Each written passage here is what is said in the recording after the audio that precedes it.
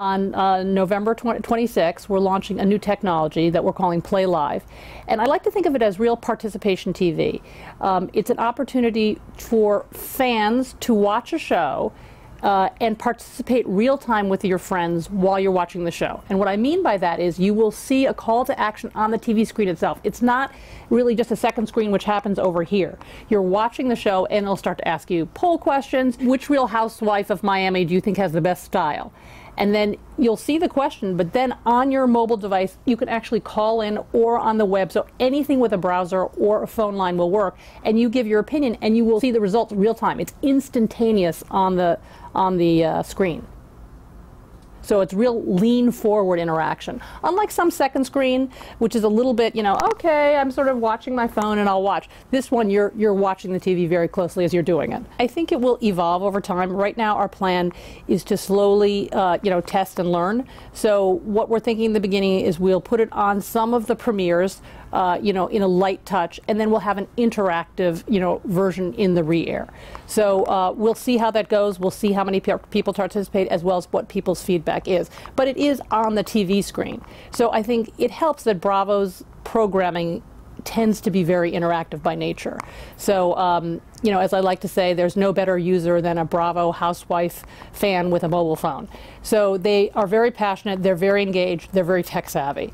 So that combination with this kind of technology seemed like a natural fit. I think Play Live is a fantastic opportunity for advertisers, and we've taken around to various agencies and advertisers, and we've had an overwhelmingly positive response.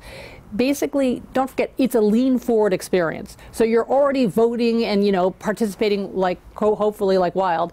And then when the advertising comes on, you're going to be prone to interact with the ad as well. So it's going to allow you to make the ad interactive. So that could be something as simple as a retail offer that comes on and you get to offer a coupon which then gets sent to your phone.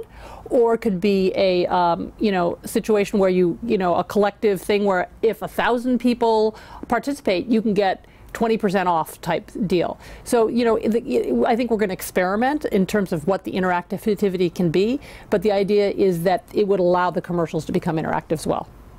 And then as far as branding is concerned, there'll be a light branding on the air, of course, and then as well as the back and forth interaction on whatever screen you're using. Second screen has just had an explosion in the last couple years. Bravo actually was the first TV network to come out with a co-viewing companion app. Geez, I think it was 2 or 3 years ago, so it must have been 2010, so I think it was a little over 2 years ago. So when the iPad came out, I sort of held it in my hands, and my head of emerging media said, what about if you're watching TV and then you gave it companion content along the way? And we'd had a lot of success with social TV before that, creating the first water cooler viewing experience, just combining, we were the first brand to combine Facebook and Twitter together. So then when the iPad came out, we thought, well, great, let's build an experience like that. So we released Bravo Now. And it's just been fantastic use for our fans, not only for the idea for driving live viewing, so some experience that they're watching and you're giving the companion content along the way, but also, it's also just a great, what I hadn't anticipated, it's also great for catch-up. So it's a great place to put, a short-form video, Bravo's blogs, so it just became a vehicle which people can carry with them. And sort of catch up on what's going on. It was funny where I learned this was during the Bravo Talk bubble, which was our sort of social TV first experience. We were the first ones to combine Facebook and Twitter in a social feed. Was that we realized when we first did it, and for I think it was the Real Housewives of New York or Real Housewives of Atlanta, is people were talking, but then I saw in the feeds that a lot of people were talking and they weren't watching the show.